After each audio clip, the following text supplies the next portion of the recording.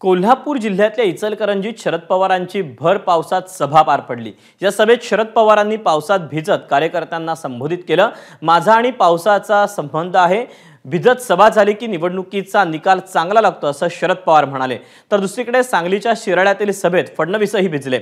मतांचा पाऊस पडणार ही काळ्या दगडावरची रेष असल्याचं यावेळेला फडणवीसांनी म्हटलंय।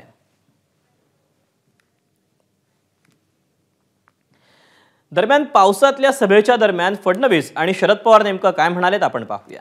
विधानसभेची निवडणूक आहे। या निवडणुकीमध्ये महाराष्ट्राचा कारभार कुणाच्या हातामध्ये याचा निकाल आपल्या सगळ्यांना घ्यायचा आहे। तर आज इथं सत्तेमध्ये बदल केल्याशिवाय पर्याय आपल्या सगळ्यांच्या समोर नाही। आणि तो सत्तेमध्ये बदल करायचा असेल तर महाविकास आघाडीचे उमेदवार मोठ्या मताने विजय करणं। अरे मी पावसात सभा घेतोय ना, पावसात सभा घेतली की सीटा निवडून येतात।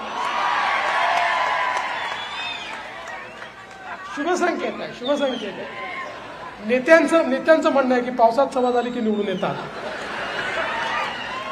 पण मी तुम्हाला सांगतो, पाऊस पडो की न पडो, मतांचा पाऊस पडणार ही काळ्या दगडावरची पांढरी रेघ आहे। एबीपी माझा, उघडा डोळे बघा नीट।